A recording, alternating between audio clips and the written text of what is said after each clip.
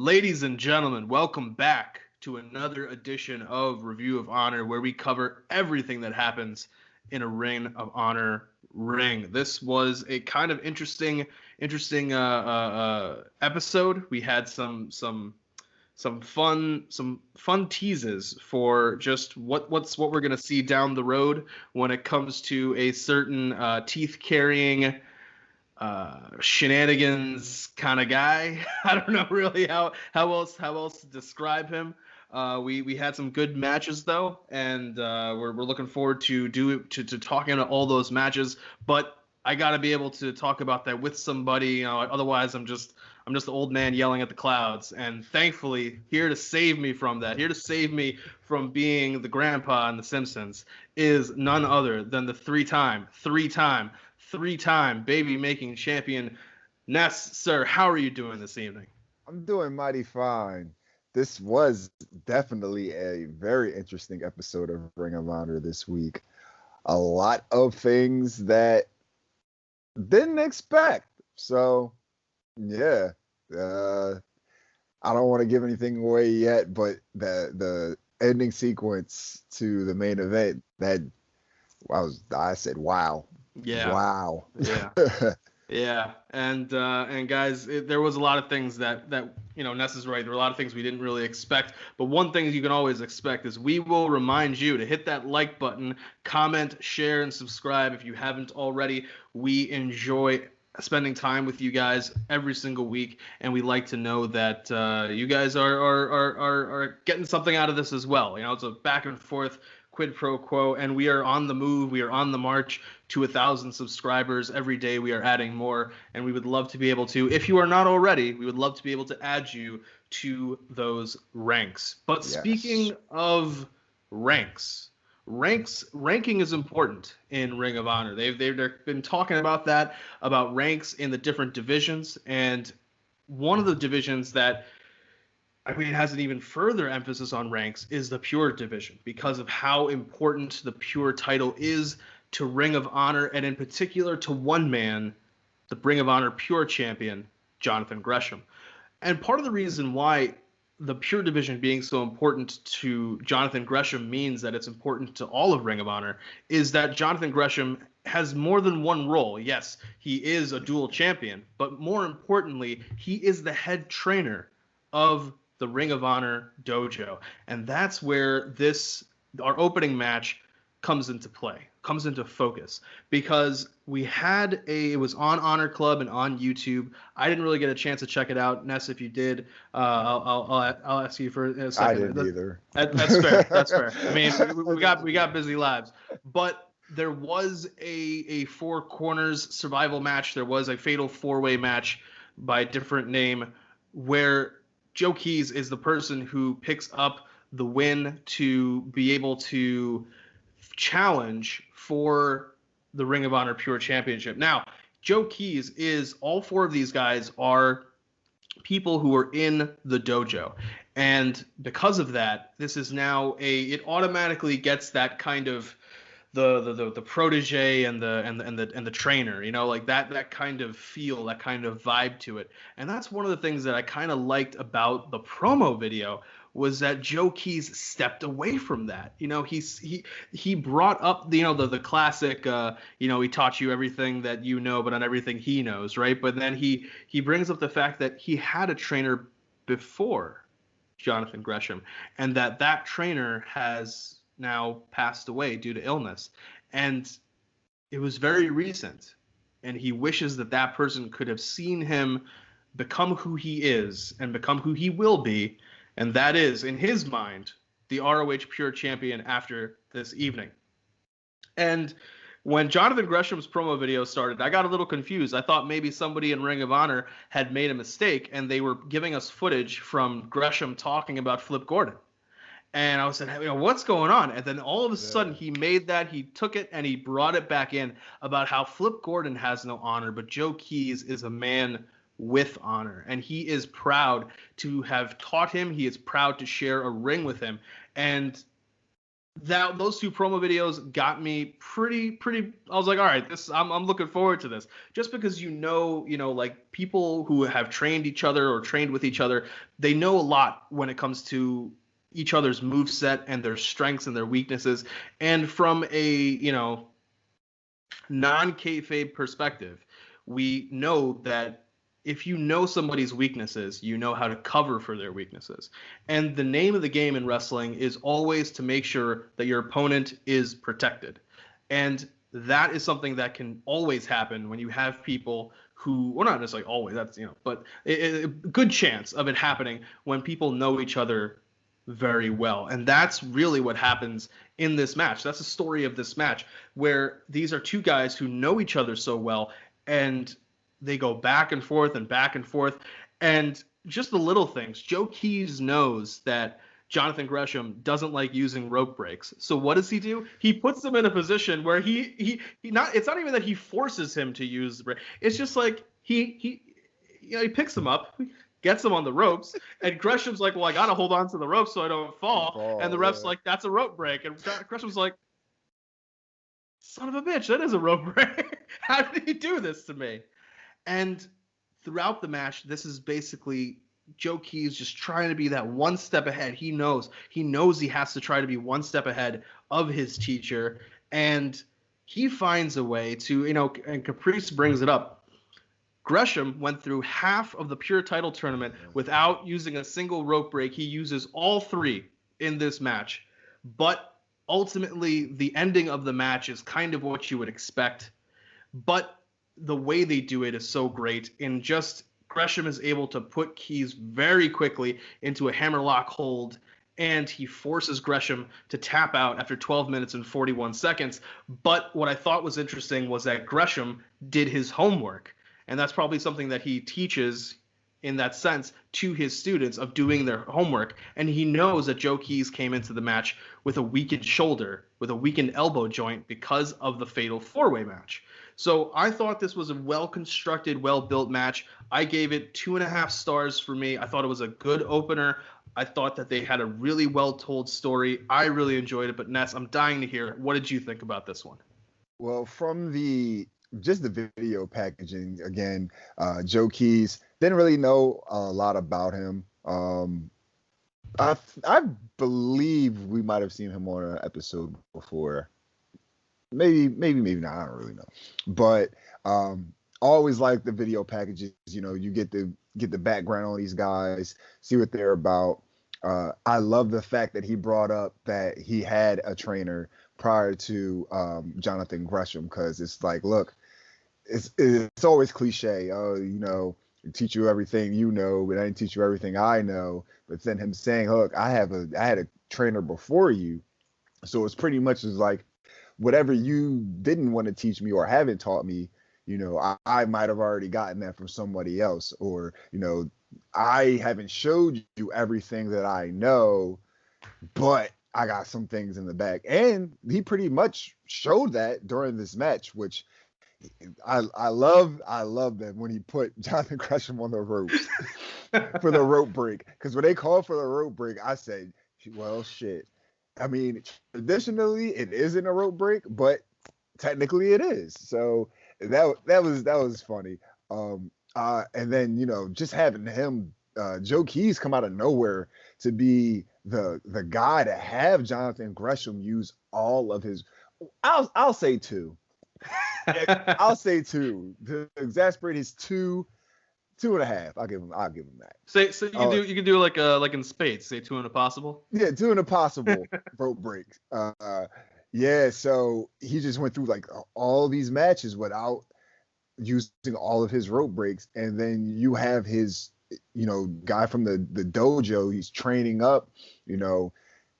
Takes him to that limit per se. Far as the rope break. So I really found that interesting. That out of all people, it was Joe Keys that got Jonathan Gresham to that point.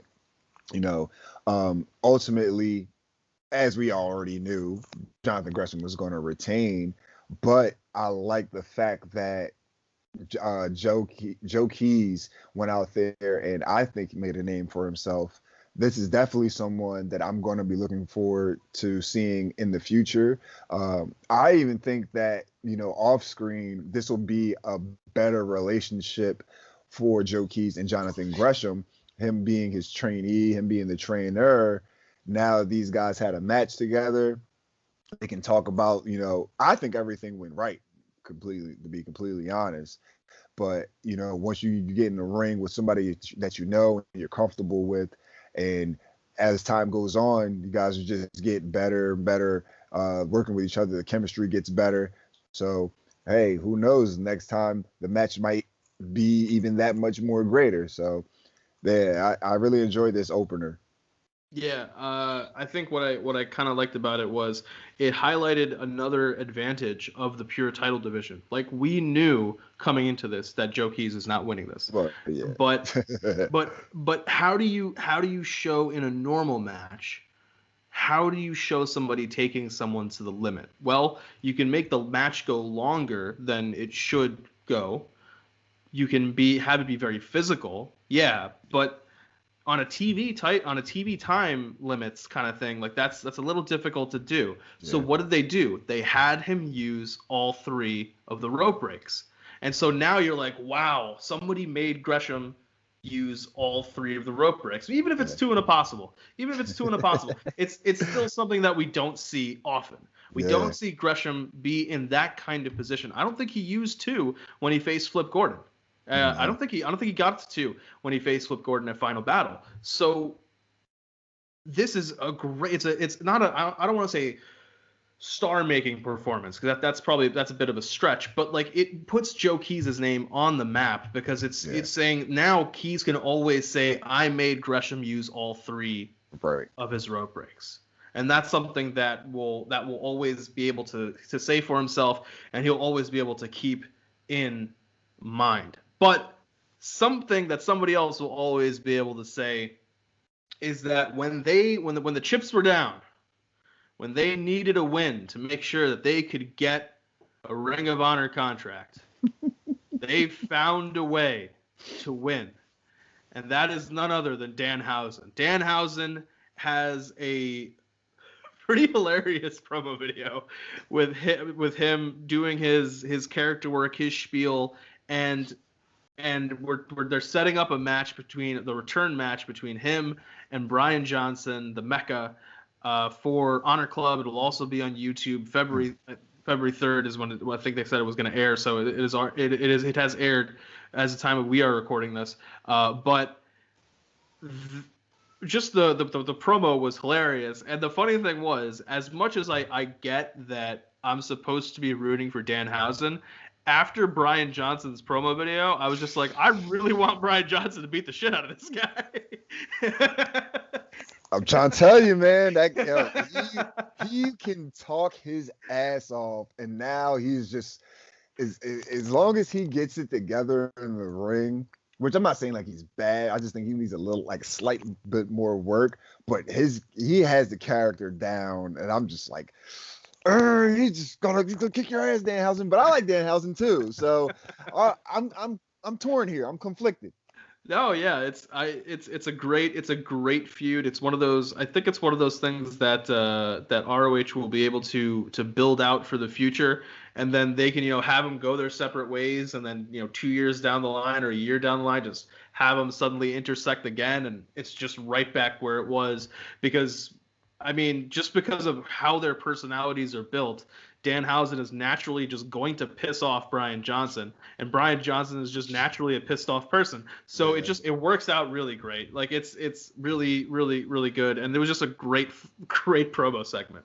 Yeah. But after this, guys, we have a just kind of quick backstage segment from Mike Bennett and Matt Taven. They're talking about Bennett's injury with everything that happened at Final Battle in that tag match with Bateman and Vincent.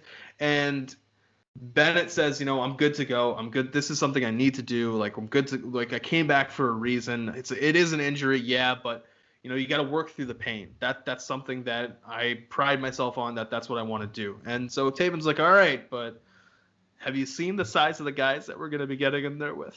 And Bennett's like, they called me the Miracle. Let's see if we can pull this off. So this is a tag match between the OGK, Matt Taven and Mike Bennett, and the Bouncers, Brian Malonis and the Beer City Bruiser. This was weirdly good. Weird, like, but not at the same time. Like, I don't know. Like, something was missing. But I there were multiple times where Taven is trying to fight for the team on his own, and I'm looking at it like he's not really going to be able to get one of these guys up for a move, is he? Like, I'm waiting. Like, I'm kind of waiting for that the Ken Hogan body slam Andre the Giant moment. Like, I'm looking for that. But Taven, to his credit, I think there were moments where Taven like was going for something, but then thought about it in a split second. It was like, that would make no sense. Like, I'm not strong enough to get this guy up. And he switches it around, like going for things like a side Russian leg sweep, just all the different ways of like not a snap neck breaker, but not exactly a crossroads, like just different things that use your opponent's weight against them, and that allows you to not have to deal with the fact that they are substantially larger than you and are going to be able to plant themselves, and you're not going to be able to get them up. Those are things that keep kayfabe alive, right? Like, because we know, like, we know, like, nowadays, Undertaker's not getting people up for a choke slam. He's not that there are limitations to what he can do. And even in general, when people are doing big power moves, you always see the wrestler that's going to take the move, they're bouncing up off their legs. They're giving them that momentum. Here, Taven knows that if he tries to go for it, Malonis or Beer City Bruiser is probably going to let him get away with it. They might let him get away with it. But is it worth it? No, it's not worth it. It's smarter to go for that side Russian leg sweep. It's smarter to go for that swinging neck breaker. So I thought that was really well done. And the reason why he's doing that is because it told an artful story of Mike Bennett is pushing himself beyond what he should be doing. And he's putting the team in a bad position. So it's falling on Taven to find a way to get the win. And it is a gutsy win, but they are able to pull it off. It's 11 minutes, 56 seconds, but it was a pretty good match. But one thing that's important is the fact that before the match, even during the promo videos, they're talking about how they're all friends. And they know each other, they go way back, and they are in the ring. And even as the bell's ringing, they're saying, when the bell rings, we're not friends anymore. And, why is that important? Because when the bell rings the second time, they become friends again, and they're gonna share some beers with the OGK and say, it was a good win. It was a good win. But then, man, just come on, man. Like, I'm just trying to talk, man. I just want people to hear me, man. Like, it's just, no, listen. Why are you?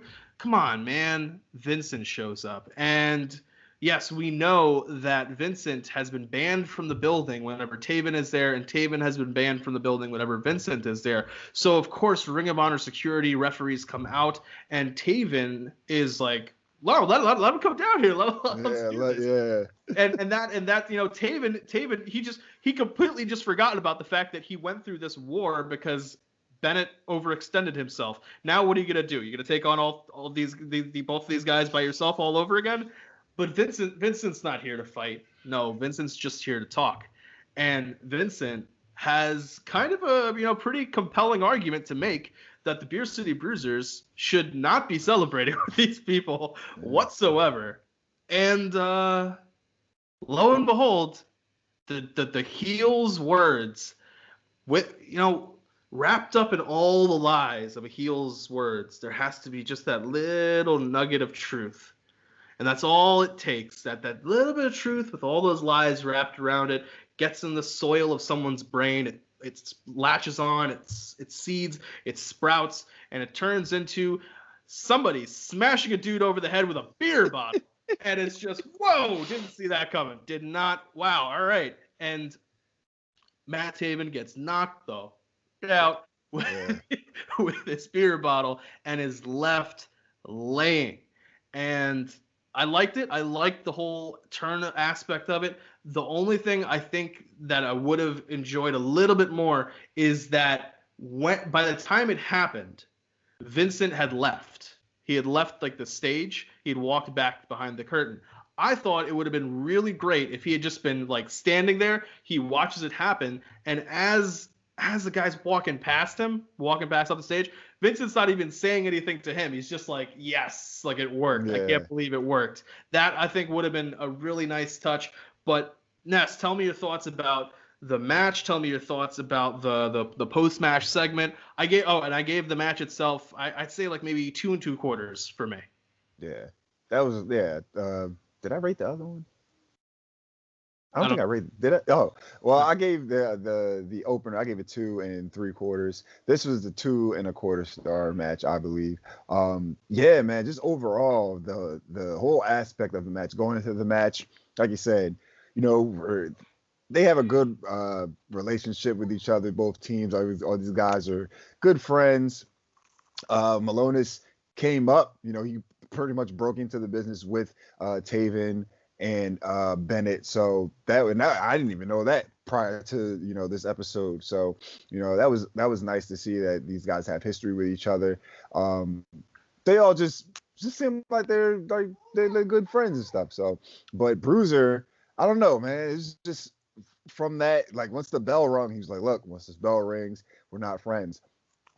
I should have paid a lot more attention to that, because I'm like, as the match is going on, he gets in the ring, he's going after Taven's ankle like they weren't friends. Like sometimes when you face your friend, quote unquote, in a match, you don't go to the extremes to win the match. You do, try to stay in the confines of the rules and things of that nature. And although this was in the rules, it would just seem kind of underhanded.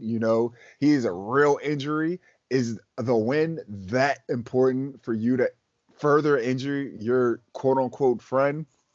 I don't know.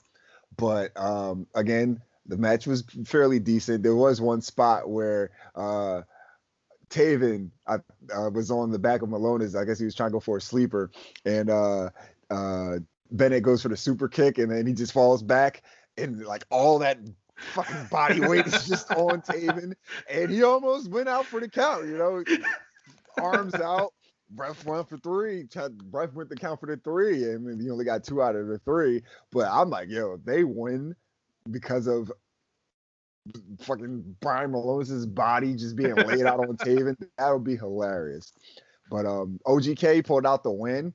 This post-match segment, though, the fact that it was just funny, Vincent, the Righteous all come out, and they're all just like, they let them come out and talk their shit. He's not allowed to be there. Anytime Taven's in there, he lets him. All right, whatever. We'll look past that. But yeah, man, as he's talking, at first I'm just like, all right, this guy's just talking some bullshit. I don't know, like, who cares? But then he's like, look, Taven just bought a house. Taven just bought a house. Where do you guys live? I'm like, oh boy, he's getting personal. So things is about to get real. Then he goes into how long these guys have been in the business and how long these guys have been in Ring of Honor. How many other people other than the bouncers got helped out due to Taven, due to Bennett? And what do these guys get? What have they gotten all these years of knowing them and being in Ring of Honor along with them? You haven't gotten anything. So that resonated with me, and I said, well, shit, he has a point here. So for the Beer City Bruiser to, just smack the beer bottle over Taven's head, you should have seen it coming. I should have seen it coming. To be completely honest, he was already in the match. Didn't really seem like a friend, like I just spoke of. But now the friendship's definitely out the window. That thing's dead. It's over. It's gone and buried.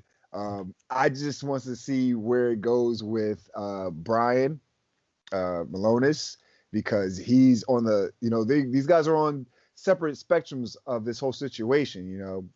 During the match, Bruiser's just telling, like, jeering at him, look, we're not friends, like, pretty much get the job done by any means.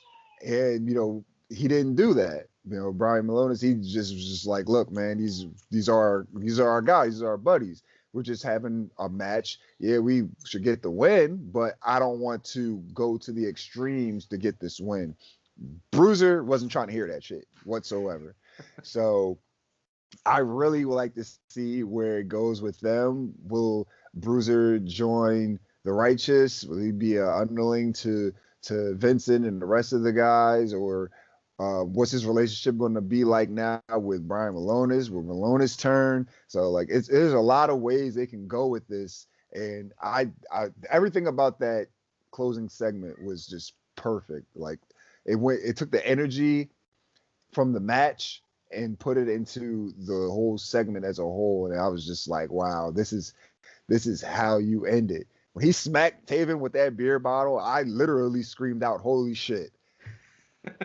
Because I didn't think he was actually going to do anything. Usually most of the time people talk to you, they just take it all in. And they're like, maybe, all right, we'll see where it goes. Common sense prevails. Yeah, exactly. Yeah, it prevailed real quick.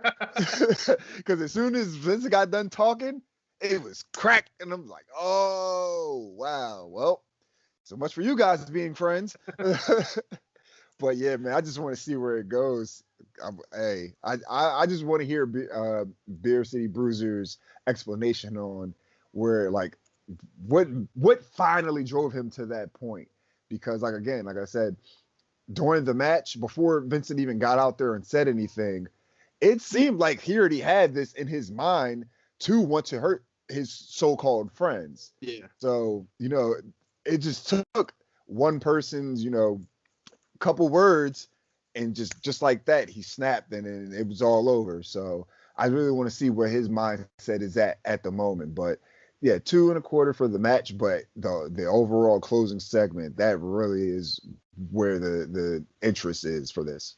Yeah, when they showed Taven and Bennett in, like, that medical kind of area, and Bennett was being checked on, in the back of my mind, I was thinking about how you and I some weeks ago were talking about how they had stated that whenever Taven's in the building, Vincent can't be, and vice versa. And we were talking about, like, how are they going to continue this feud? How are they going to, or is it just over? Like, it can't be over. No. So how are they going to keep it going? How are they going to make this continue to work? And lo and behold, they found a really good way, because one, Vincent needs, like, technically speaking, Vincent should get punished because he wasn't supposed to be there.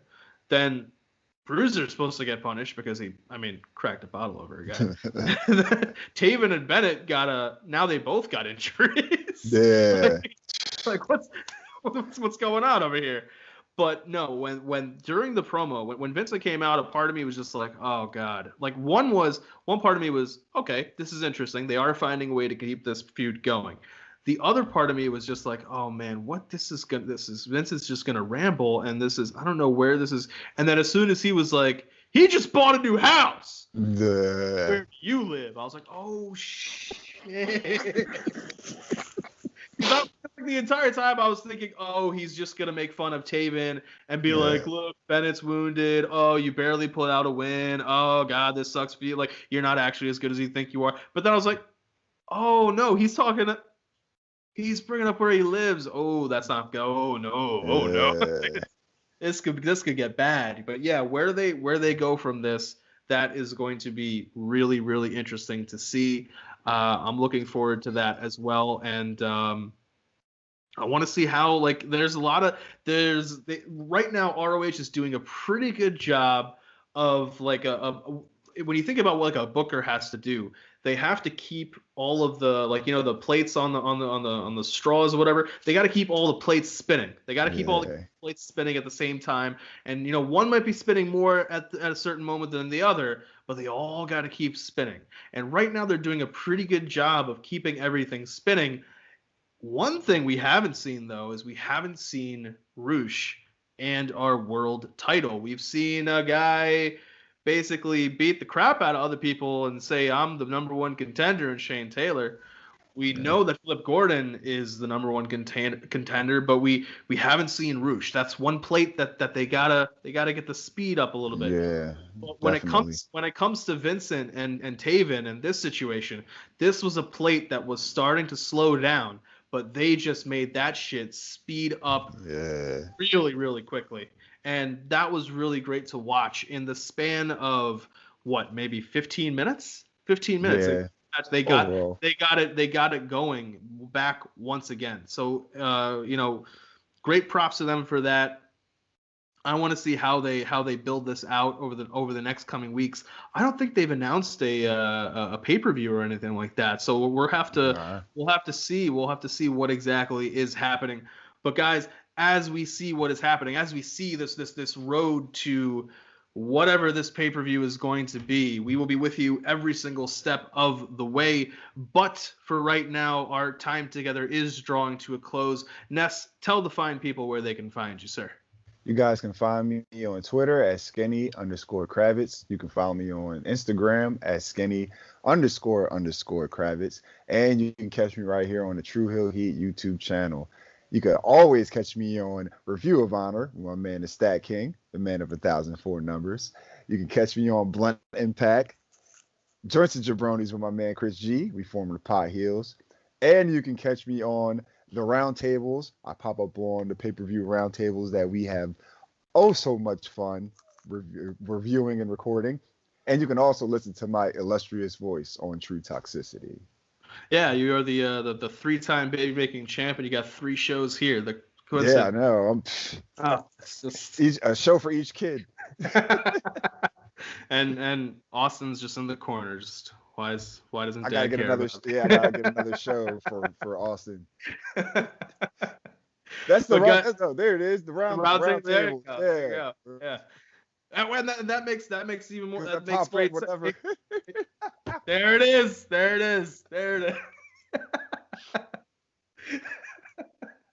We gotta cut this out. I'm gonna send that to him. Chris, there's your cue for us, buddy. But you guys can catch me on Dark Power, covering everything when it comes to AEW Dark and MLW Fusion. You can catch me in our Facebook group, getting into arguments with you guys. We're talking about what exactly this forbidden door opening, what it's all gonna mean.